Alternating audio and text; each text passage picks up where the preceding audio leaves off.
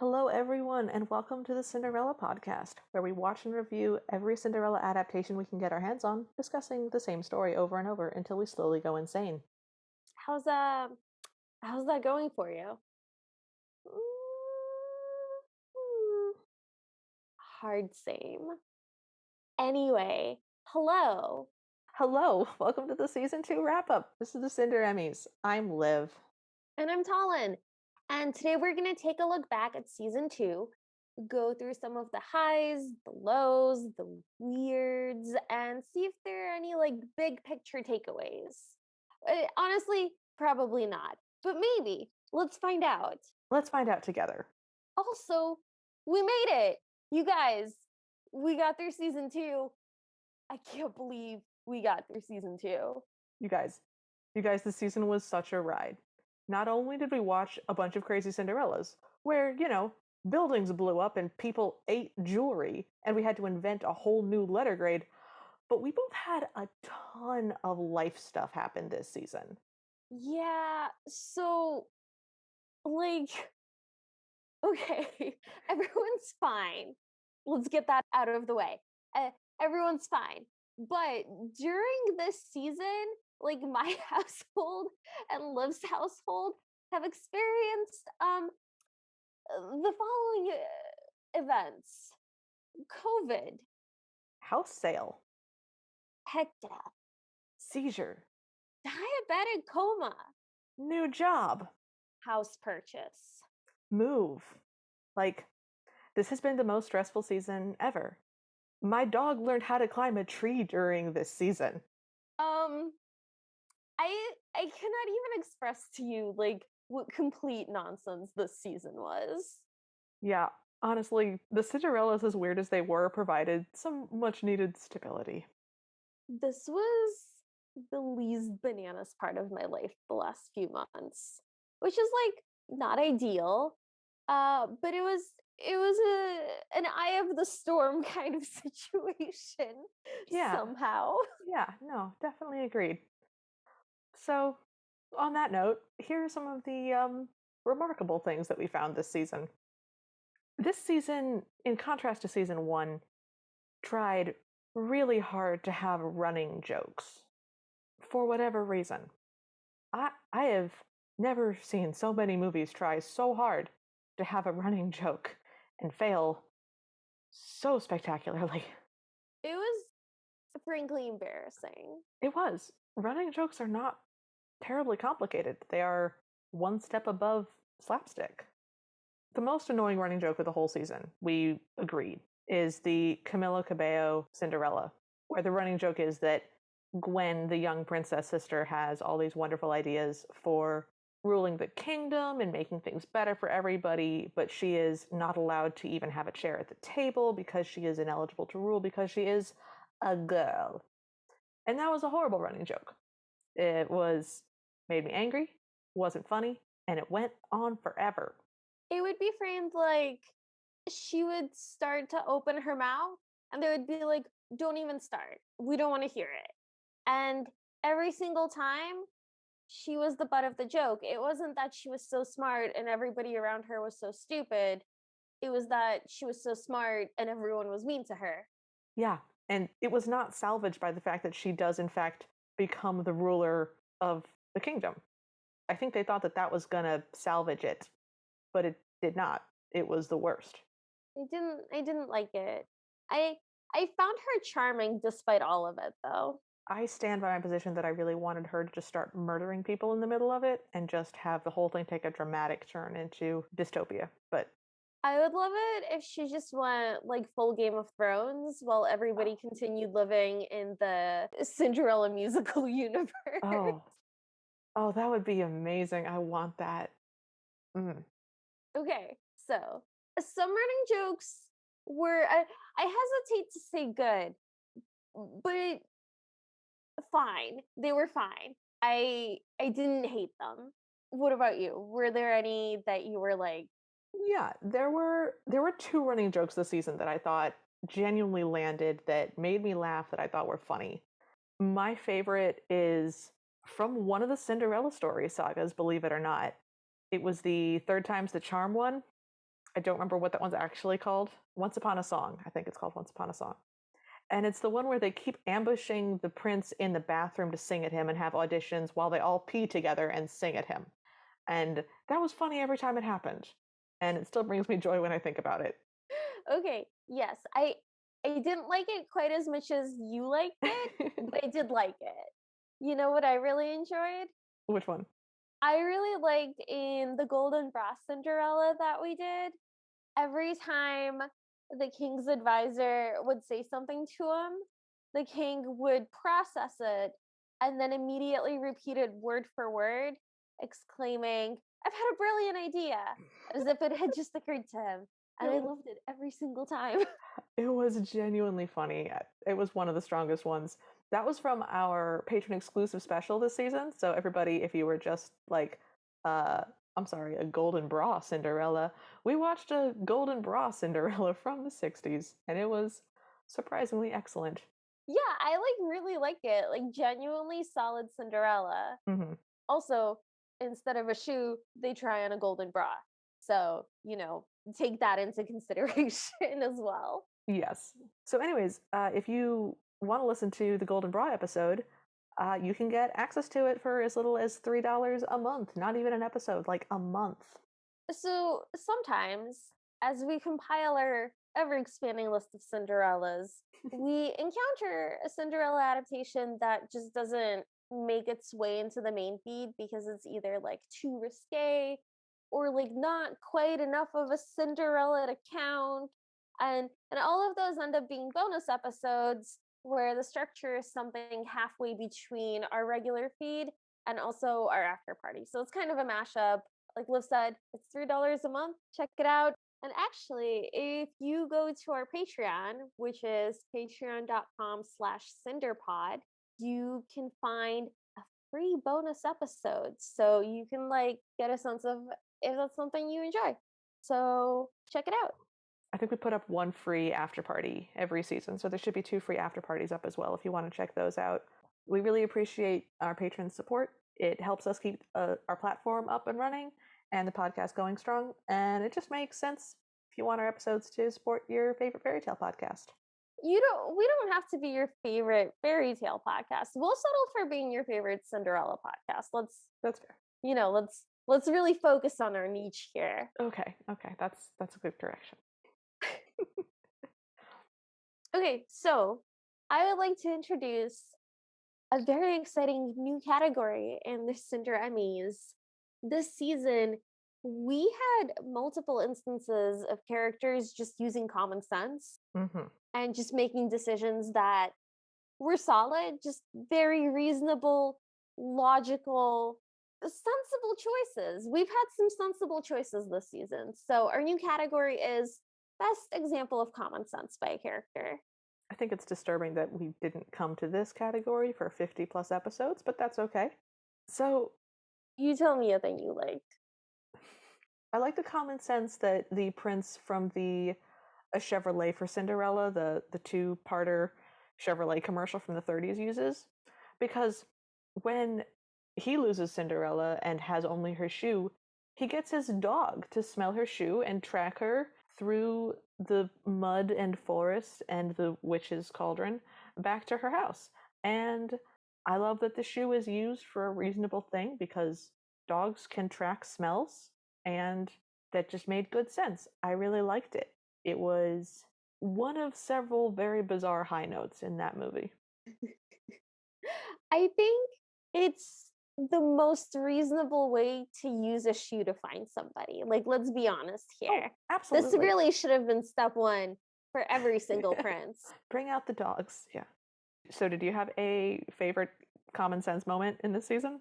I did. Okay, so mine was from the 2011 Aschenputtel, Mm-hmm. which I liked a lot. It was very, very cute. Mm-hmm. Anyway, it's the version of Cinderella that's the Brothers Grimm version, not the French, not Poirot, that's a detective, No.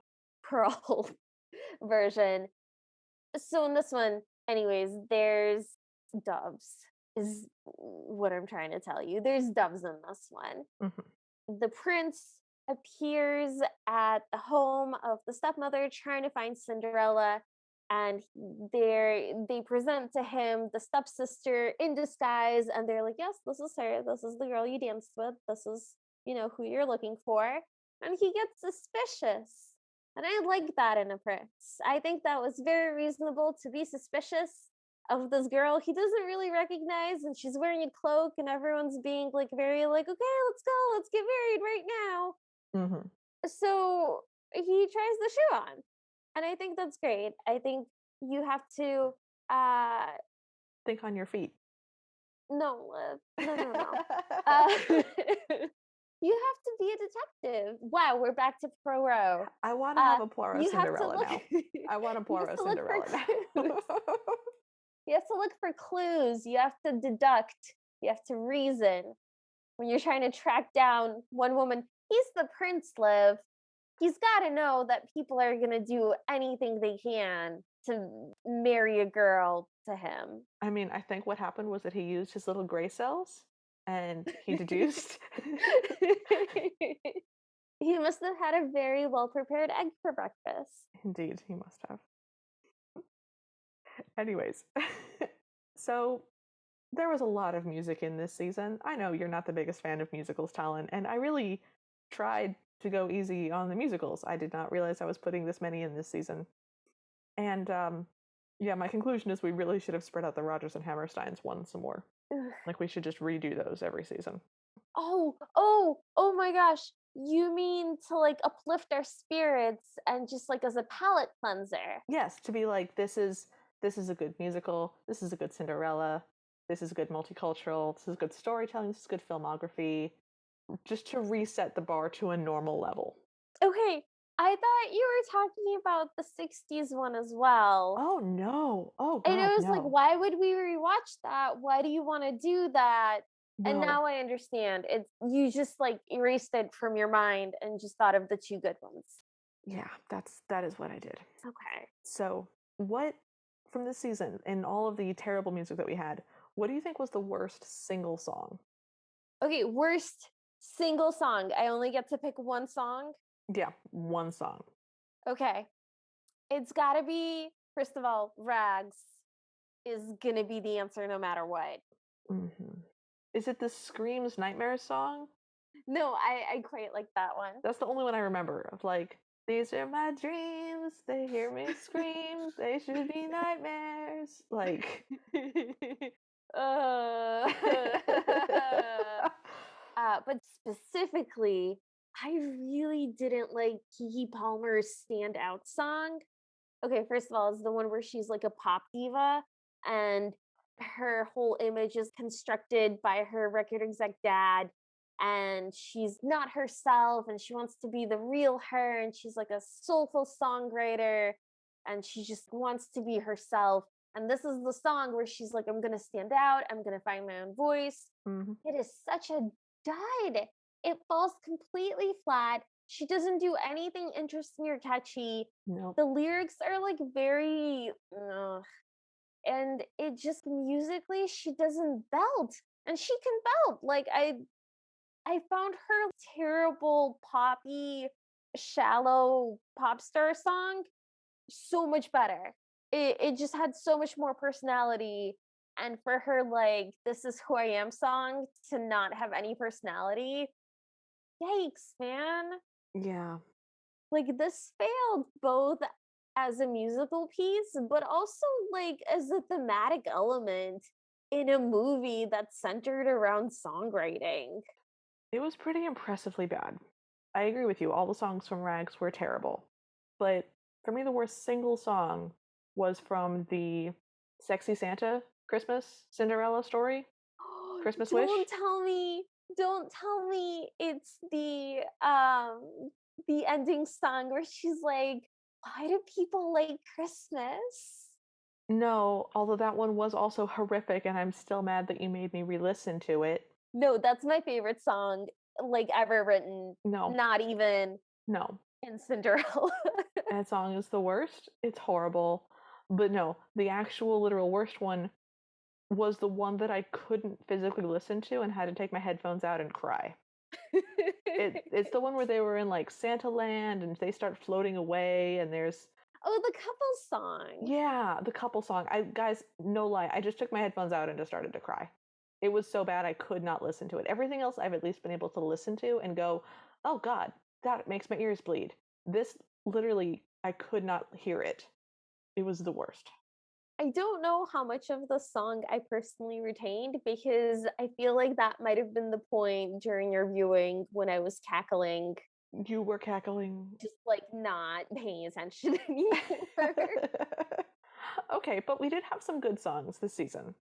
Okay, yes, yes, I have enjoyed some musical moments. Yeah.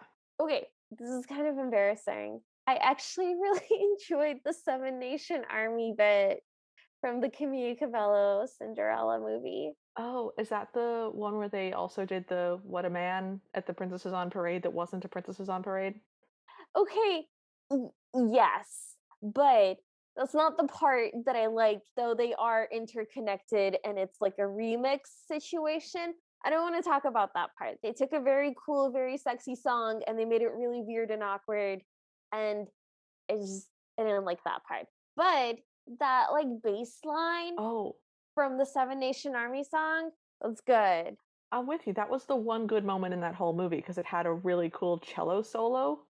Yes. That And then was, the lady broke the cello at the end because she's yeah, a rock star. yeah, that was a cool moment. That was the best moment in that movie, and that song did not physically hurt me. So I'm with you that it was good. Okay. I also like that it was like a moment where all the different princesses and like just as an aside, I love that there were so many different princesses. Yes. That was so good for me. I was so happy that happened. Anyways, back to the main feed. We got to see these like princesses be very almost predatory and kind of walk towards all these eligible gentlemen as they kind of awkwardly backed away. And it really sold why the prince might not be interested in this kind of ball. I want to see the prince be uncomfortable. I want to see like the social maneuvering, all of the Elizabeth Bennet mothers coming out Oh, yeah. and just like trying to like get their daughters married off. I'm with you. That would be fun. Okay, what song did you like?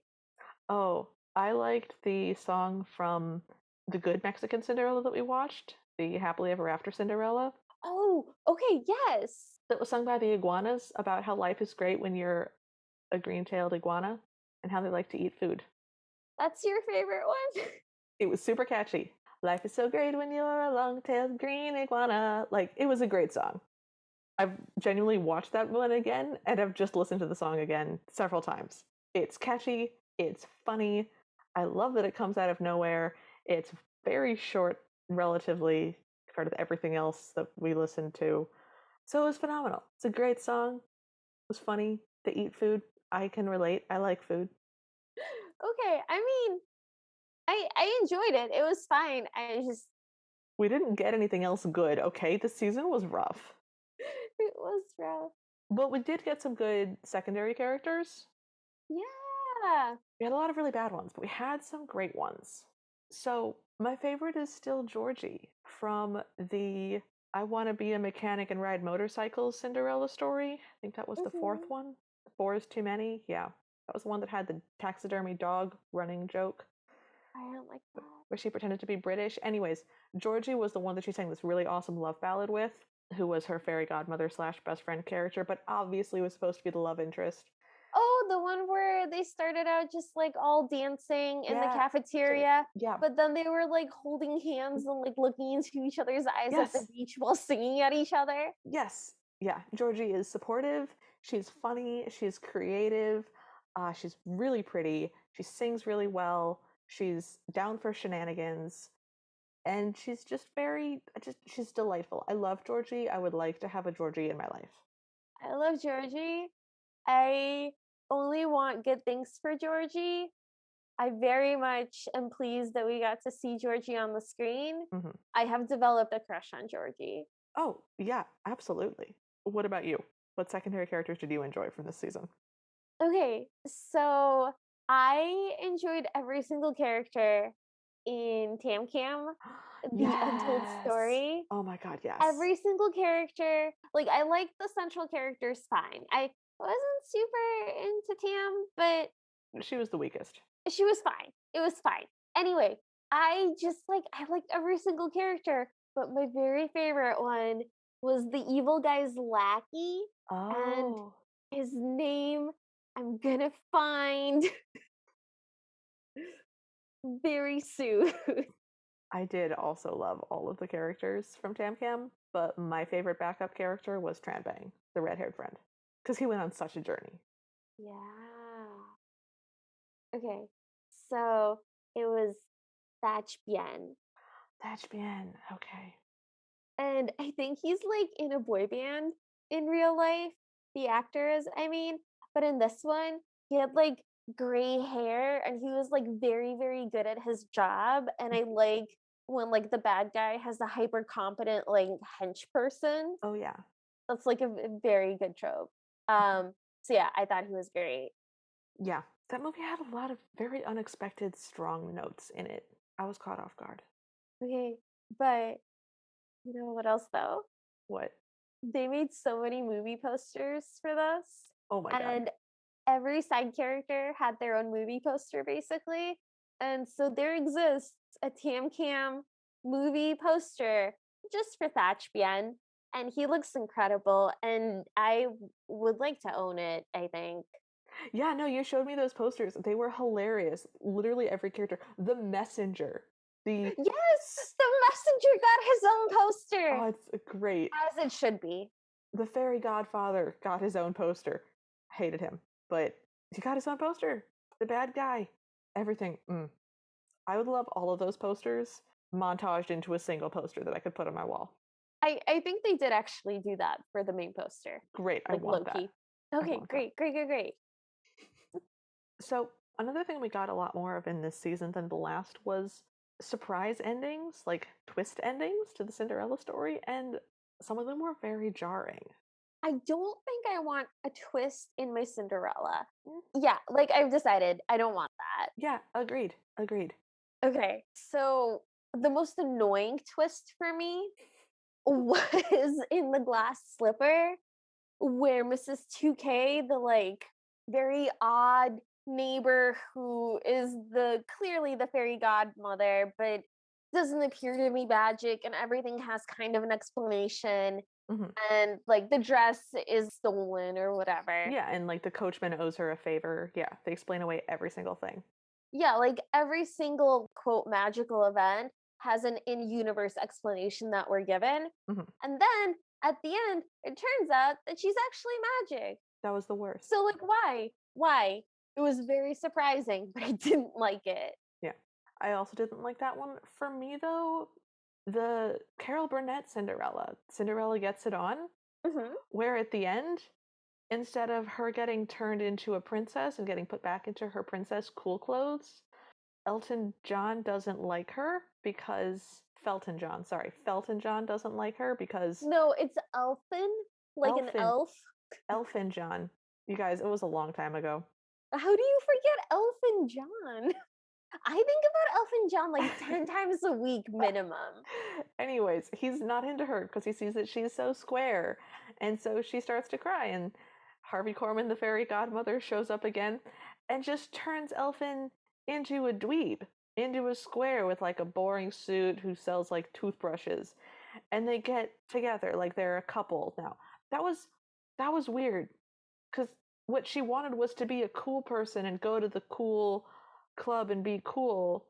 And I thought they were going to maybe do a like, that's not really who you are, but he loves you for you. And, or she gets to be a cool cat again. Like, who knows? But no, he just gets turned into a dweeb. And it was the weirdest twist ending. I wasn't It expecting it. it's Shrek. Yeah, but like in reverse. Yeah. I don't know. Whatever. It was weird.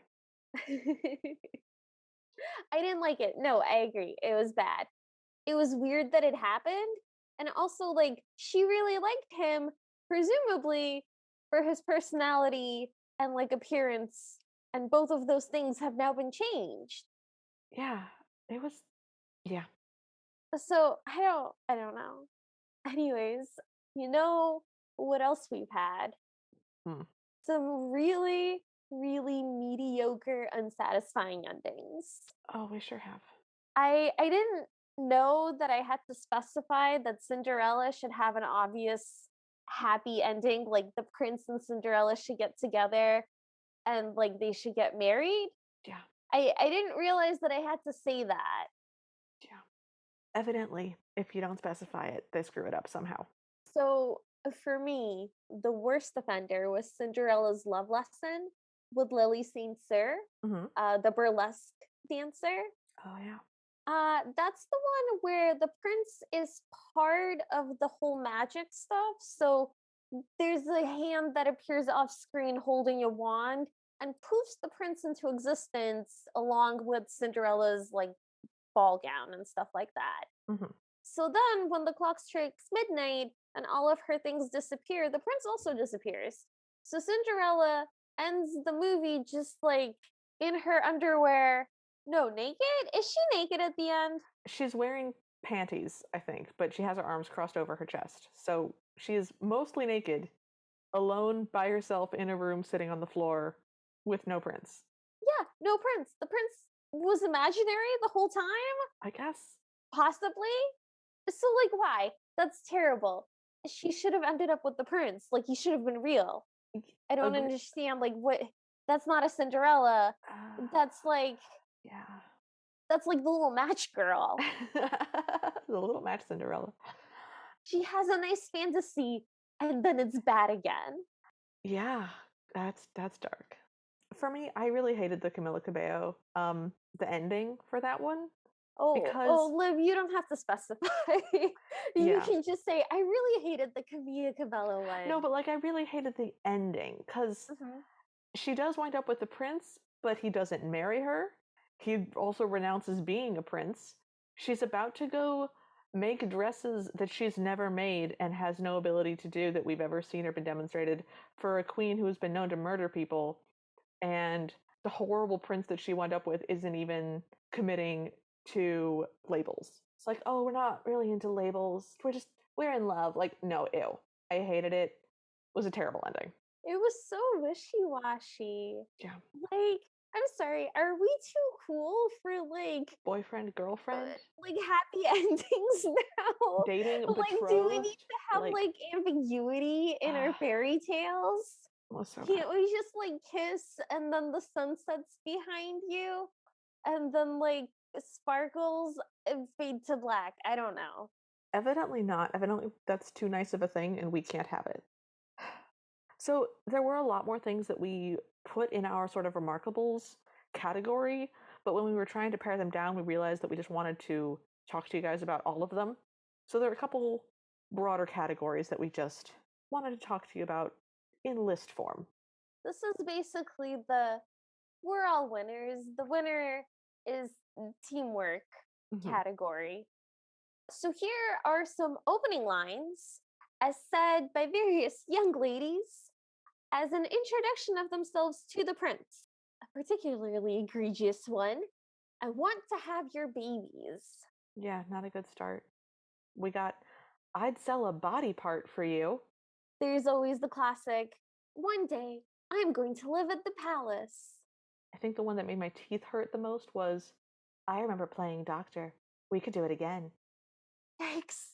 Yikes. Yikes. Mm, We also have just like the stupefying, you're Katie Worth. yeah, that was, Always good to tell the person what their name is yep. when you want them to remember you. But we did get the best one, which was, oops, off by a little. That was charming. That was cute. Yep. Okay, so we've gone back and forth a little bit. This is a very controversial topic now on whether Cinderella should have pets or not. Hmm. At first, I was of the opinion that pets can only be good. It's nice to have a pet. If anyone could use a little buddy, it's Cinderella. Yeah. But, But then we've seen pets be threatened or just like used as a tool for manipulation. mhm, And I didn't like being worried about an animal being in danger. yeah. So then I was like, no pets. But then they just kept showing me cute animals. So this is just like some cute animals that we saw this season. There was Bruno the bulldog, and he was in a little wheelchair, and he was also the fairy godparent, Yeah. and the smartest person in that entire household. By far. By far. We got Eurosek and Silly Billy from the Three Wishes Check Winter Cinderella, which is a big fancy horse and this adorable little collie dog, who I love because they were never in any danger in that movie. Okay, so the horse, beautiful, majestic, and also very opinionated. Mm-hmm. A lot of strategically placed huffs that really spur Cinderella into action. Yes. Silly Billy steals, I believe, like a chicken leg or Oh, yeah. something like that. Yes. And I like that. Good for him. Mm-hmm. We also had John Ham the pig, who also smartest person in that household, also the fairy godparent. Unfortunately, in some perceived danger in some points in the movie, but he's fine. He's good. He's fine. We got. Very cute. He was so cute. Which is why it made it so much worse when he was in danger. I was so angry when I thought that they had murdered this pig. They didn't, but you were left in a little bit of doubt for a second. I hated it. We got a donkey with a very long name, whose name I do not remember whatsoever. Started with an N, I believe. But I loved it because it was her sort of darling pet, but then it also got transformed into the horse that takes her to the palace. So it was a combination of pet and coach. And I loved it. I thought that was a great. The moment when she recognizes her like sweet little donkey in this glorious, majestic horse by looking into its sweet little face, like that was the best. This was the 2011 Aschenputtel, right? Yeah. Yeah. So oddly enough, we also had like some very luxurious fake mustaches Oh yeah. that were kind of central to the plot We sure did. in two separate Cinderellas. Which means that if I had a nickel for every time we saw a fake mustache this season, I'd have two nickels. Which isn't a lot, but it is weird that it's happened twice. Agreed. Agreed. Of course, we had that incredible moment in Starstruck where That was so great. our Cinderella walks in slow motion, just dressed up as a tiny little cowboy man Just the best.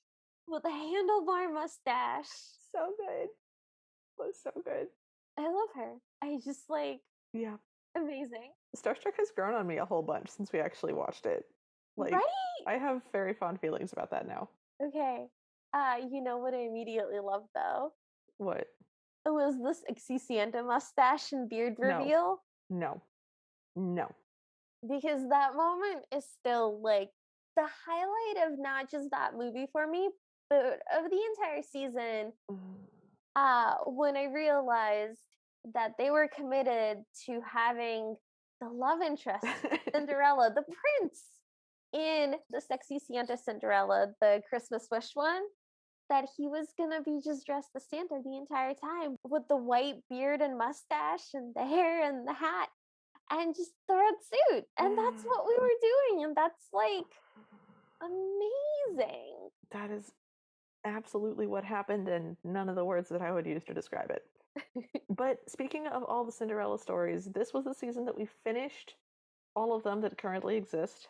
Yeah, let's not jinx it. There is always the possibility that they will make another one. Yeah, so let's do a hopeful postmortem on this in the hope that it stays dead. So, what do you think are the touchstones of this universe? I think they have to be like in the 16 to 20 age range. They have to be like a young adult and they have to have very obnoxious step families. Like caricature like a caricature Yeah, of a like caricature. I think because one of the most iconic and memorable parts of the first Cinderella story film with Hilary Duff was Jennifer Coolidge's performance as Fiona. And so they've kind of have that. They sort of wanted to double down on it or recapture the magic, but they failed. I mean, it's never been quite the same. There's been a couple of interesting choices. Mm, But nothing. Yeah, I okay. mean, Jennifer Yeah. Coolidge. Yeah. I think the thing that strikes me about a Cinderella story is that they always start and end with an incredibly smarmy voiceover. Oh, yes. Like, once upon a time, there was a girl who loved to sing and she made the best songs. And that girl wasn't me. And then at the end, it'll be like, once there was a girl and she sang songs and that girl is me. Like, no, thank you. And there's always really gross humor. The humor in all of these is so gross. There's either like the horrible car wash scene or something with mud. Worms wind up in food. There's like a running poop joke. They're the worst with humor because the humor is so gross. Oh my god. What? The worst running gag of all time was the cat pooping in the bed. We don't have a cat. Oh, I disagree. I think the worst running gag from the Cinderella universe was the fake British accents that the girls tried to do in the last one, in the Santa one. That was really Oh. bad. Oh. Yeah. No, but I thought it was kind of funny that the stepmother kept being like, "Well, you don't need to do an accent." These ones also always have an extra villain. There's always an extra villain who's usually the hot girl who's trying to date the prince or who was dating the prince. They have an extra villain all the time. And also Cinderella like has a thing that she's into. Hmm. Like she has a goal in life. The ball thing is kind of like not her main aim. Yeah, the ball is always just like the school dance, and what she wants to do is she wants to sing or dance or act or design clothes or something, and there's a big audition at the end, and that's what she goes to, but that's not the ball because that's not what she runs away from. She runs away from the school dance in the middle of it. So they're just mm, The ball happens at the twice. school dance, and then the actual thing she actually cares about happens at the end when all the romantic tension has been resolved or is about to be resolved. Yeah. It's fine. Okay, you know what's weird though? What? So far, other than the first one, every single one has been a musical, I believe. I'm just grateful that the first one wasn't a musical. But like at some point in the like writing room, they were like, okay, we kind of had like a sleeper hit with the Cinderella. Let's just do basically everything the same. We're not doing a sequel. We're just going to remake it, just kind of tweak the details a little bit, and we're just going to try to recreate whatever we had. Um, except let's make it a musical. Here's what I want. There's no reason that they couldn't all exist simultaneously. I think they should all be at the same high school and happening simultaneously. I think that would be It's just the high school from Victorious. yes. But like it would be nice if they picked people who could sing. Well, you don't need that, Liv, when you have auto tune. Just Mm, so much auto tune. so much auto tune. Okay, so those were just some things that we put in some lists, but I believe there is a different way to organize information Mm. called a spreadsheet. Oh yeah, there is. There is. Liv, how's your spreadsheet going? I don't I don't want to talk about it. But there are some cool patterns. So we found out that unless you are literally one of the good Rodgers and Hammersteins, just don't sing for more than 17 minutes of your movie or try to do more than 11 different songs. Just don't. It's going to suck. So, one of the things that I've been tracking in my spreadsheet is how many different musical numbers a Cinderella has, how many literal minutes of song there are in the movie, because this one had 10 songs, but each song was 30 seconds long, so it was really short. Versus this one had 26 songs and they were all 3 minutes long. So, correlating those against the grades that we gave them, Talon and I vary pretty wildly on how we feel about musicals, but if you exceed those numbers, unless you happen to be a Rodgers and Hammerstein, we hate it universally. Just it's the worst. Don't do it. Be controlled with your music. We also break the Cinderellas down into 4 different categories. So we have the 4 different versions of Cinderella. We have the Old Testament version, which is the Brothers Grimm one, where There's doves and a dead mom ghost, and somebody's foot gets cut off. We have the traditional one, which is the Charles Perrault one. We have the not magic Cinderella. So those are like the Cinderella stories where it's the best friend or the dog or something. And then we have a category that's just called not a Cinderella, where I thought something was a Cinderella enough to get it into the main feed and it lied to me.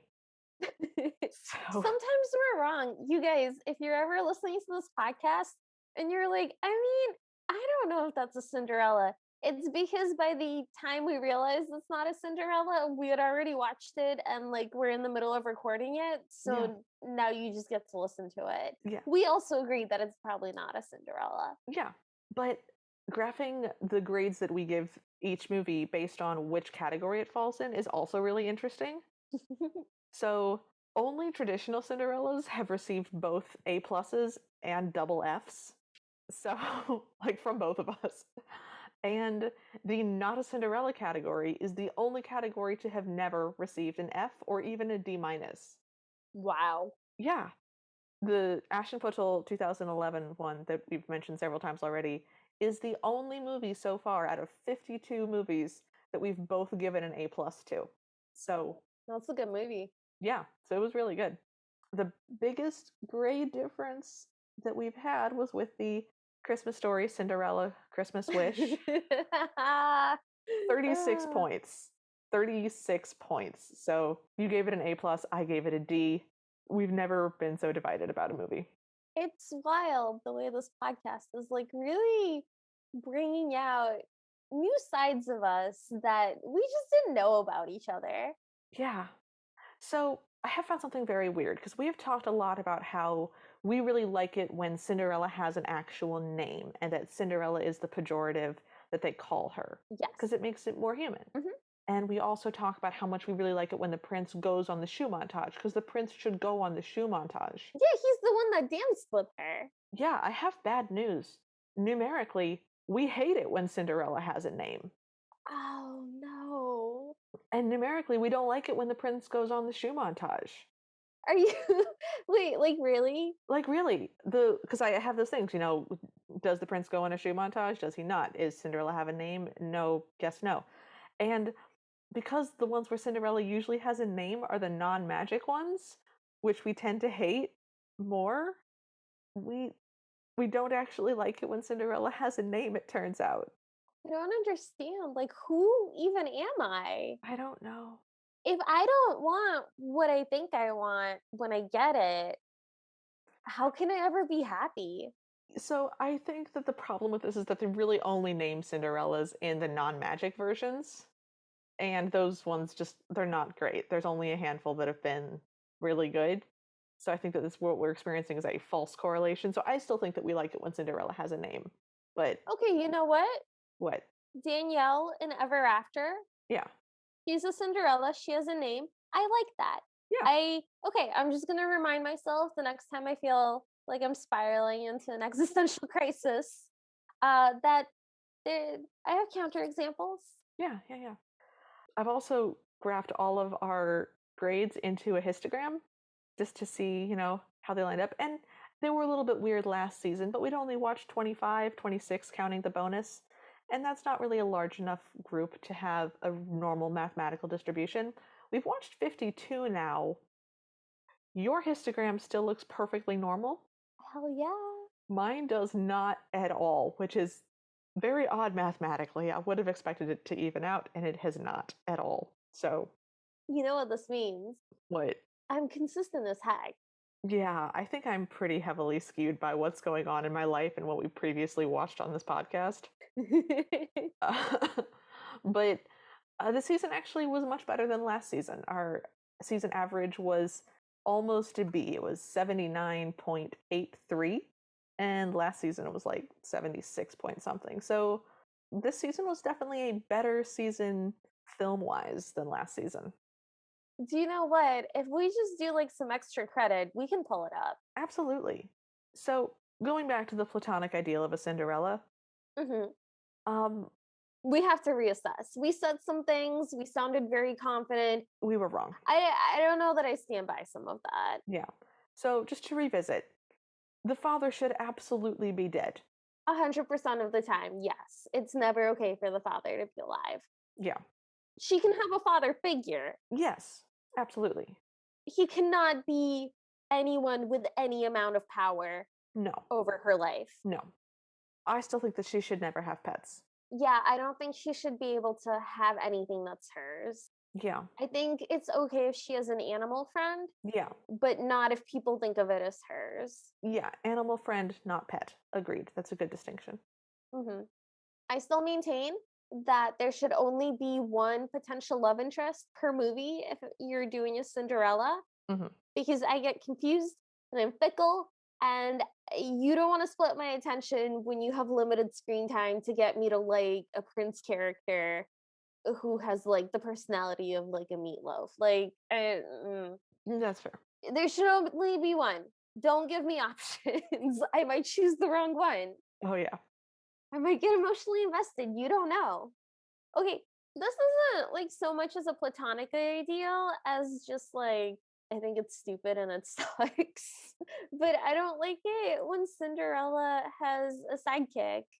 Like one of the things that we both really liked in the Hilary Duff Cinderella was the friendship between Sam and Carter, her best friend. Oh, yes. And like they both felt like real people who had a real connection. Hmm. And then for some reason, in all the following ones, just a person is assigned to Cinderella to be her designated best friend with no like life of their own to just support her dreams and cheer her on and be like beautiful and charming and just stand in the background. And it's usually a person of color. Yeah. I don't like that. I don't think you should do that. I Mm, don't think it makes sense for Cinderella. And also, yuck. That's my professional opinion. yeah. Going back to the platonic ideals, though, I think that for a Cinderella to be a Cinderella, she has to run away from something and the prince has to chase her. I don't even think she has to lose anything, but I think she does have to run away. I will accept her not losing anything, but I will be mad about it. That's fair. That's fair. I also think that she should get what she wants, or maybe just like she should want to go to the ball. Because we've had a couple now where her goal has been not to go to the ball, and she's had to be like Cajoled. cajoled into going to the ball, and it was jarring and awful every time. Like, no, she has to want to go to the thing. That's the whole. She has to want to go. Mm, She has to be excited about the ball. It's okay if she needs to be talked into it because she's nervous, yeah. but she's got to want to go in her Yes. heart of hearts. Agreed. I also don't like it when she like acts like she's cooler than the ball because then she's acting like she's cooler than the audience who wants to see Cinderella go to the ball. That's Yeah. why we're there. Yeah. Okay, in addition to that, Cinderella has to be sad at some point in the beginning. Oh, yeah. In the Camilla Cabello Cinderella, she's just so certain of her future and just so endlessly positive, and nothing gets her down. And even when, she has moments of sadness, she's still singing her, like, I'm gonna get through this and I will survive, Mm. and I'm gonna be one in a million to Oh, one in a million one. that song's been stuck in my head for months. I'm so mad about it. It's very catchy. I don't like it, but it's very catchy. But yeah, I agree absolutely. If Cinderella's not genuinely sad or hopeless at some point, she has nothing to rise from. Yes. We need that as an audience. Last side note about the spreadsheet that I have, the two worst Cinderellas that we've ever watched, the Cinderella character has been played by a woman named Leslie. So just maybe nobody named Leslie ever plays Cinderella anymore, okay? Maybe we don't tempt fate. I don't think two is enough to establish a pattern, but if we ever get a third one, I think it's just like a law of the universe. I did a bunch of Googling and I don't think that anybody else named Leslie plays Cinderella, Yet. but I don't want to say that with certainty because I don't want to jinx us. But yeah, if it happens a third time, it's just fact. Nobody named Leslie should play Cinderella. Okay, so we're gonna park that in committee, Hmm. and that might make it on the platonic ideal rule list next season. We'll see how the next couple of seasons go. We're deliberating. Hmm.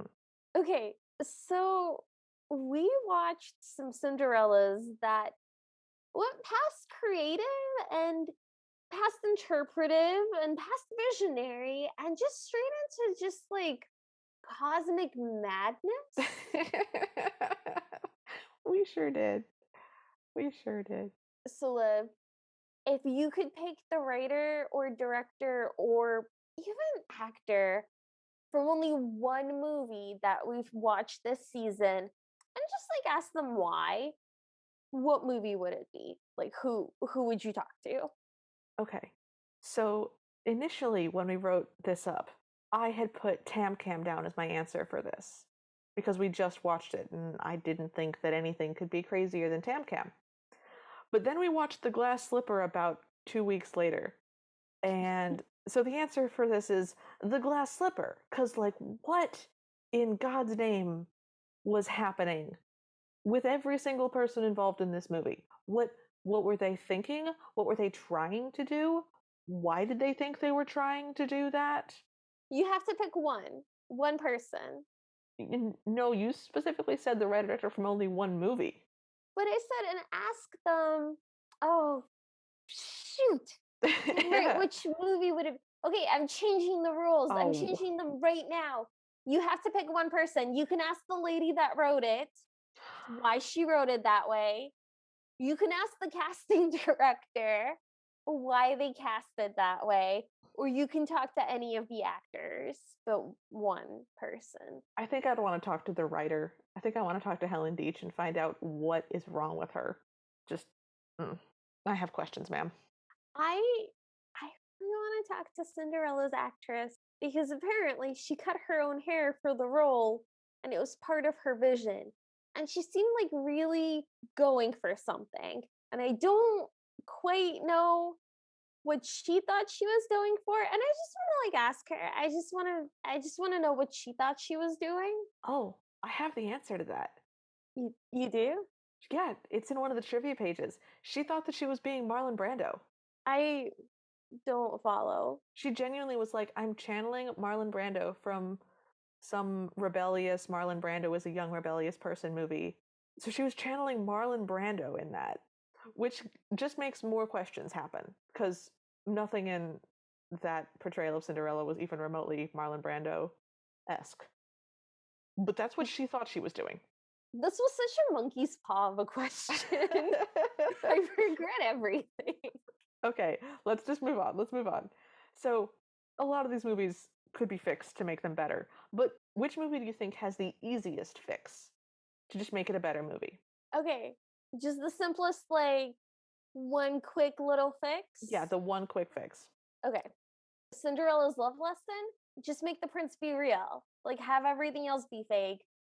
Have him be popped into the middle of like a meadow where they build a fake magic castle, and then Cinderella pops in there, and then at midnight everything disappears, and the prince is just confused standing in the middle of a meadow in like a Midsummer Night's Dream kind of way.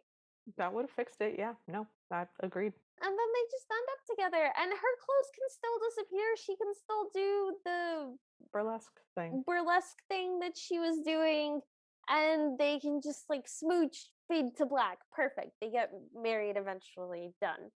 Agreed. What would you fix? I would fix the World War II Cinderella. The Cinderella goes to a party. Oh boy. I would remove the racist genie Mm-hmm. and the minstrel show. Literally just snip snip because they don't add anything and they don't make anything happen thematically because the fairy godmother introduces herself and there's no reason for a racist baby genie to show up and also call for her. So we didn't need that. You could just take scissors and literally just take the film and cut that out and scotch tape it back together. Boom. Fixed. I support this. Can we do that? Is that like vandalism? That's probably very illegal. They have to keep it somewhere, though. I'm just joking. FBI agents listening to our podcast, we appreciate your support.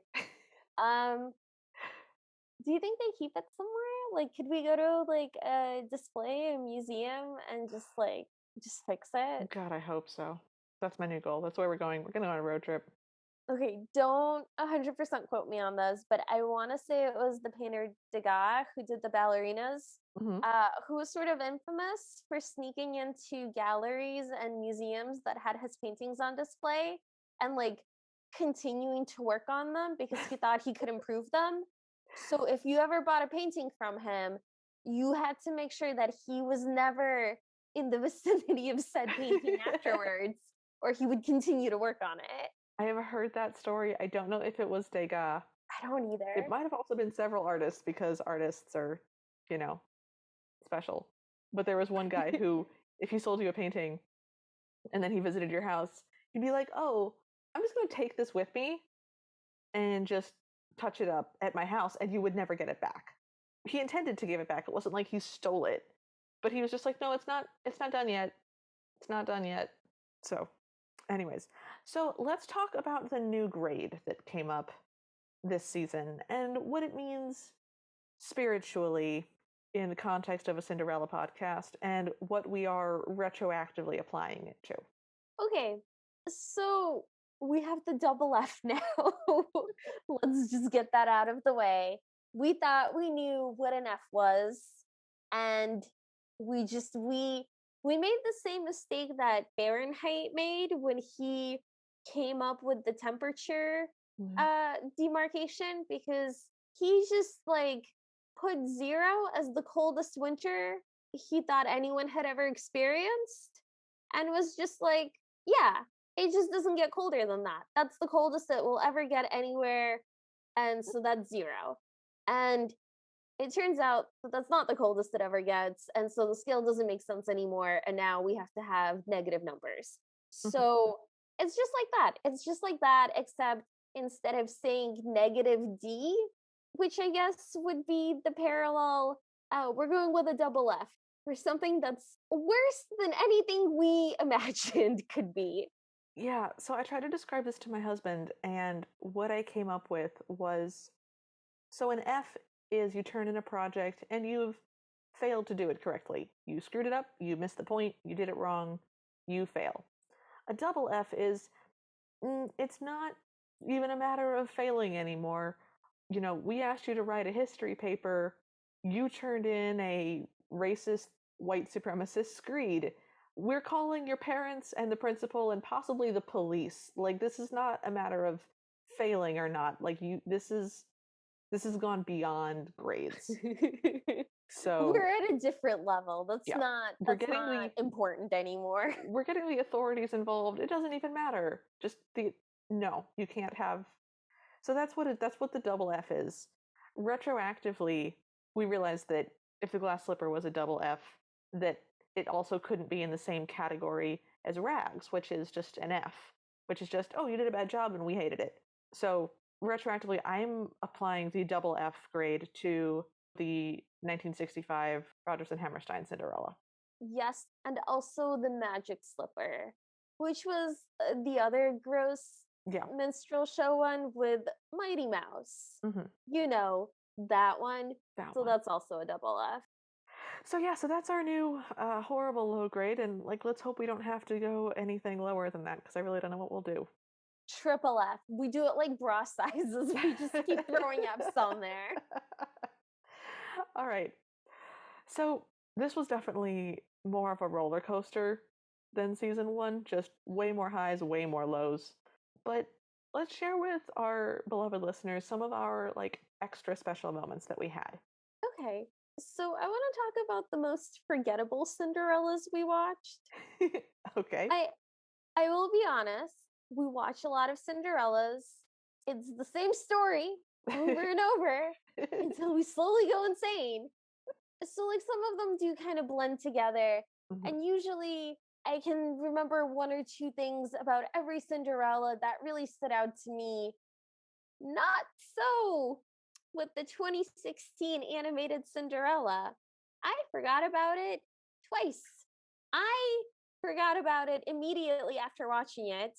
And then by the time that I posted the little thing on social media where I was like, hey, this episode is up, and I went to attach an image of said Cinderella, I picked the wrong image. There's another 2016 Cinderella, and I just straight up looked at it and was like, I don't remember it, but I don't remember anything different. So why not this one? And Liv had to point out to me that was the wrong one. Yeah. And then I forgot about it again and literally went to look up what we were talking about when Liv and I were making this list. And then looking at it now, I don't remember what it was about. Was it the one that zoomed a lot? Yeah, it was the zoomy one where the narrator lied to you all the time. Oh. I feel like the images on that were so bland. I can't even like picture it in my mind. It was really bland. For me, it was the rough-faced girl, which I genuinely forgot, but also the outdoor ball Cinderella, which while I really enjoyed it, it got absorbed into the evil princess Cinderella and the two slippers Cinderella, both of which were also black and white, silent, old-timey Cinderellas where a building blew up. So the outdoor ball Cinderella just got absorbed into those two for me, and I forgot all about it. Do you think that you can distract me with your very sensible answer tacked on to your baffling choice of the rough-faced girl? The one in which she gets married to a giant, like, great spirit who towers over her, like, is 3 times her height and is basically made of the night sky? So here's the thing. I didn't forget it, Mhm. but I forgot that it was a Cinderella. So I had the visual memory, but it was in that category of, oh yeah, somebody must have left the TV on when I was a kid. Must have been something weird on YouTube that I just like clicked through at 3 in the morning. I forgot that it was a thing that we had watched on this podcast and that it was a Cinderella. But what about the beautiful bird? Oh god, the giant, oh god, the blue, oh no, thank you. All right, moving on. Okay. So the flip side of that question, Liv, what is a Cinderella that you wish you could forget? Okay, so this is a surprising answer, but it's the Camila Cabello one. Really? Yeah, and hear me out. I hated the glass slipper, Uh-huh. but it's already fading in my mind. Whereas I've had Million to One stuck in my head nonstop for a year, and I hate it. And it was so garish, and everything about it was so bad. And every time I turn around and I hear the word million, I'm like, if it's a million to one, and I'm so mad about it. And it was so many colors, and I hated the fairy godparent, and I hated the funny British mice that tried to do comedy and sang. Oh, I forgot. Yeah, there were so many things that just I can't forget. They're not fading from my memory. So while it wasn't the worst movie we watched, it is haunting me the most aggressively, and I would love to excise it from my brain. Okay. What about you? It's still gotta be the glass slipper for me because Yeah. if I had to watch the Camila Cabello one again, because if I had to watch the Camila Cabello one again, I would find things about it to enjoy. There were visuals I liked. Some of the singing was okay. There were some comedic beats that worked for me. I could sit through it again if I had to. Yeah. If I had to sit through the glass slipper again, I just like there was nothing there that I could enjoy. And I still keep thinking about it and it just bothers me. I just like I'll be going about my day and I'll be like, why did they do that? That could have been good. That could have been interesting. Why was he so much older? Why did he fall in love with her when she was a crying child? I agree with you on every single one of those points. Fortunately, my brain is allowing it to just fade into oblivion. So, This is taking up so much of my brain power. This could all be being used for things like taxes or I don't know what schedule I'm supposed to water my plants on. And instead, I'm just like nitpicking at the stupid thing that shouldn't have existed. yeah. I can't let it go. I want to let it go and I can't let it go. Well, I wish they made one of those Men in Black flashy ooh, memory wiper thingies for yep. just Cinderellas. Hmm. because I want to keep all the like normal stuff still in my head, but I there's some Cinderellas that I don't need to retain. If you ever find that device, please let me know. I would also like to sign up for it. I might not remember afterwards. Oh, darn. All right. Well, in addition to wanting to forget certain movies, we also had some disturbing visuals this season. We were going to make a list, but it turns out that we just agree. Yeah, there's no competition. It's the time that they just zoomed in on a cow teat and they just angled it in a tubular and dynamic way and then squirted milk into the mouth of a different animal, a cat. Yeah, that was horrible. I didn't like it. I didn't like seeing it. It was bad. They really dedicated a lot of time to animating that, and I don't like that. No, no, it was definitely the most disturbing visual. So we had a concept of sort of most interesting idea and premise, but it was basically just a vehicle for me to talk again about how much I love the zombie Cinderella, the Cadaverella voodoo one, because it was such a bad movie. It was done on a 14 cents budget over a weekend with somebody's friend and like a shaky cam. But man, it was funny. It was creative. And I want to see more genuinely interesting takes on Cinderella. I feel like Cadaverella was like such a good example of camp Hmm. where they had a vision and they went for it and they weren't afraid to be silly and it wasn't like ironic. They just went for it. It Yeah, was just like pure camp. your camp. It was so good. I really enjoyed it. It Yeah. was a bad movie, but I Oh, had such a good time. absolutely. That is the correct assessment of that experience.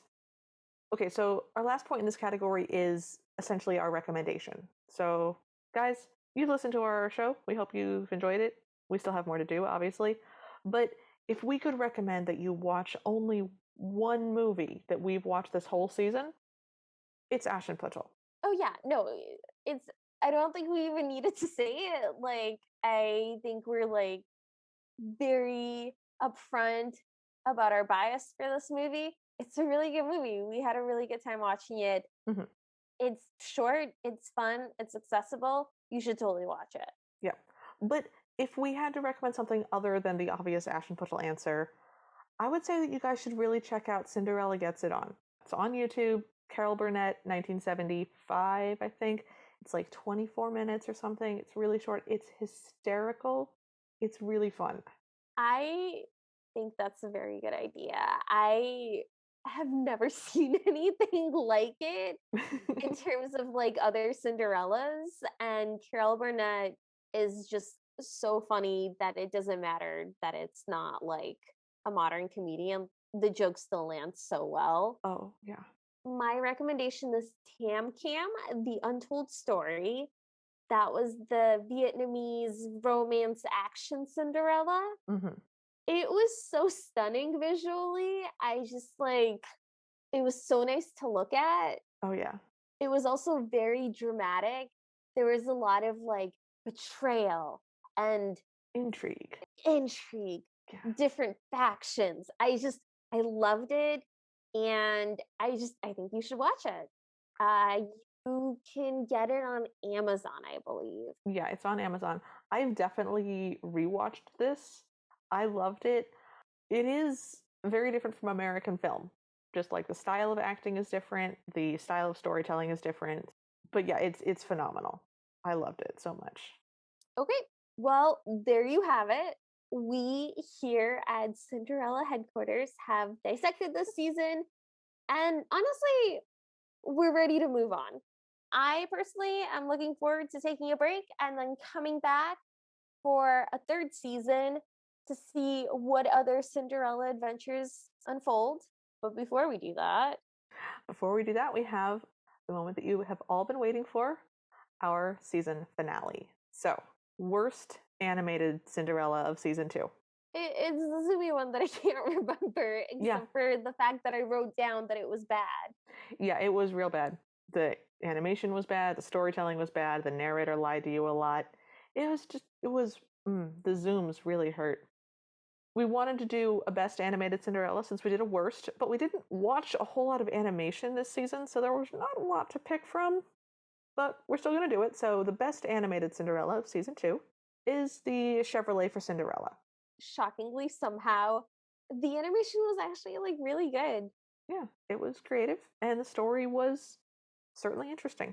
I keep thinking about that little poem that he does, the little gnome guy. Oh yeah, I keep thinking about the witch and the I'm I've said bad. that out loud to my dog. Oh gosh. Okay. I'm bad. I'm bad. I hate the world. And something else. So I good. even hate myself. She's the best. Boom. Punch face. Okay, worst live action Cinderella. It's the glass slipper for me. Like, it's bad. They shouldn't have done that. They shouldn't have done any of that. And I didn't like looking at it. Oh yeah, for sure, for sure. I would say if we were gonna do like worst Cinderella that isn't also a hate crime, I would say the Sexy Santa one was just the worst. The Sexy Santa one was an excellent film. No, You take that back.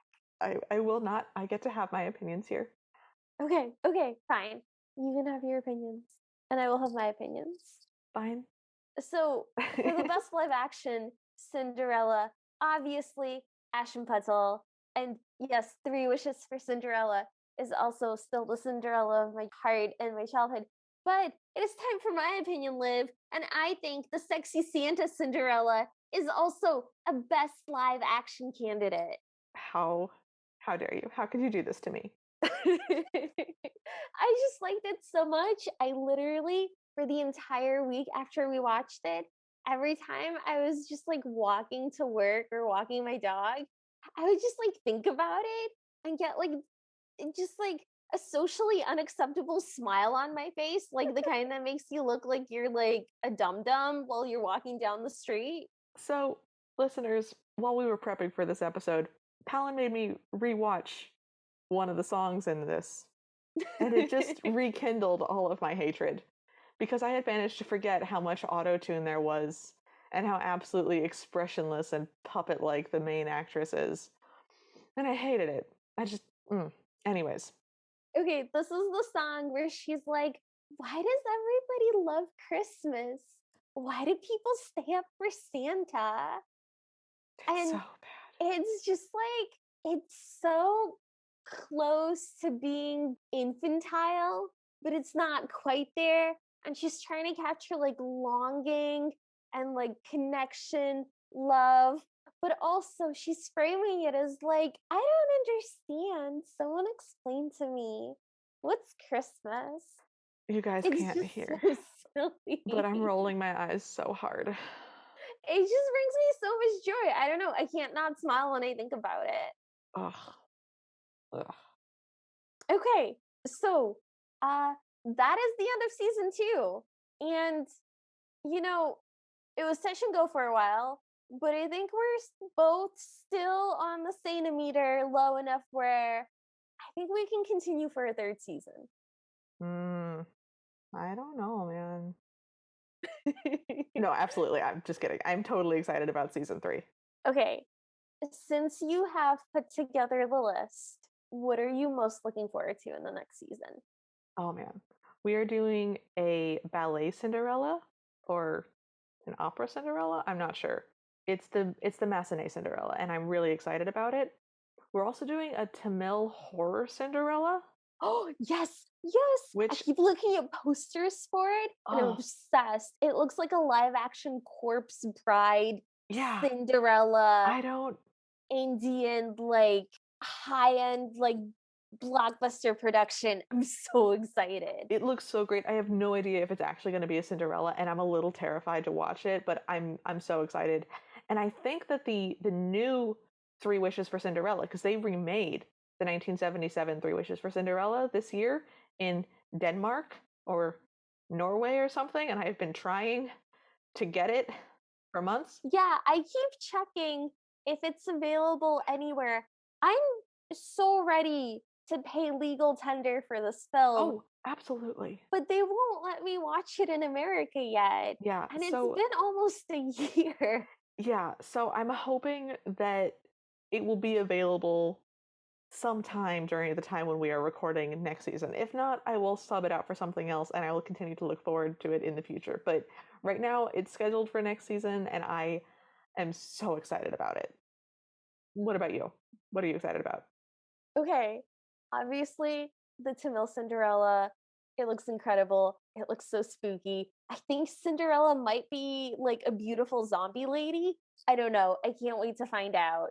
I did see on the list a title that has intrigued me. I have not really explored this further because I think I want to be surprised, but it's called Cinderella 2000 and it was made in 1977. Oh yeah, that one. That one.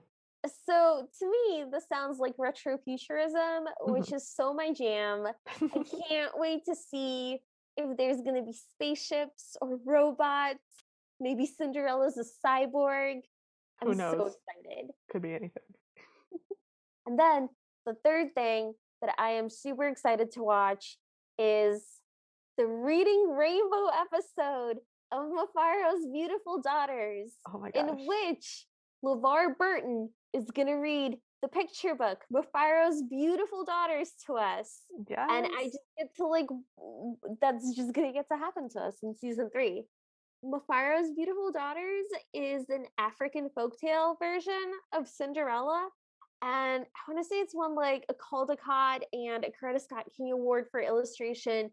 And it's basically just stunning. Mhm. So I'm so excited. Yeah, I'm really looking forward to that as well.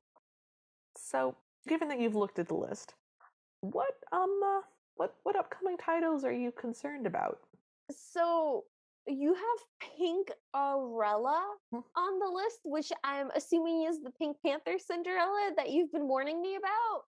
I haven't seen it, but I've been assured that it exists. Mm, So yeah. mm.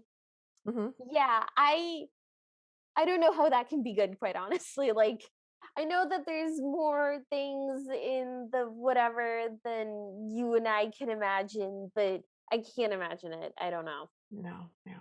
Also, there's the elf Cinderella in this season for some reason, Liv. Yeah. Well, Halloween is going to fall in this season, and I thought that it would be a good Halloween special along with the Tamil horror episode. Uh-huh, uh-huh, uh-huh. Okay. Well, I have concerns about that. Yeah. Yeah, I also have concerns about that one. What are you worried about? Well, I'm worried about something called Scarecrow Ella. Huh. Um, I don't know anything about it other than that it is scarecrow based, but I don't like scarecrows. Okay, so I'm picturing Sally from Nightmare Before Christmas, but stuffed with straw, Uh, and I'm charmed. I'm extra more concerned now. It could be cute. Maybe it'll be cute. Maybe maybe let's hold out hope. I'm also really concerned about the Tamil horror episode, which I realize is counterintuitive because I just said that I was super excited about it, but it does look scary, and I am really not good with scary movies. So I'm genuinely concerned about this one. I'm gonna try to watch it. I think it's gonna be okay. If worst comes to worst, I will just have my husband sit on the bed with me and like cuddle me while I watch it on a very tiny screen with the volume turned down and the subtitles on in broad daylight and try to be okay with it. But um, I'm concerned about that, and yeah, I'm also concerned about Alf. I'm not confident about that one. I am the most concerned about Alf. Yeah. Well, everyone, we have reached the end of our season 2 Cinder-Emmys, and we're going to take a break just to like brace ourselves for season 3, and then we'll be back on June 21st. During the break, we will have some bonus content for all of you patrons out there and all of you potential patrons, Hmm. maybe. Yeah. If you would like to get all of your episodes a day early, you can give us as little as $1 a month on patreon.com/cinderpod. Yeah. Well, Liv, it is almost midnight. And as much as I'd like to keep talking about the 52 Cinderellas that we have Oh. witnessed, I think it's time to take a little break. Dear listeners, We'll be back in 2 months with our regular episodes. Everyone, thank you so much for coming with us on this adventure. Also, if you miss us during our break, hit us up on Twitter. We're also on Instagram. You can email us at the Cinderella podcast at gmail.com. We love to hear from you. It totally makes our day.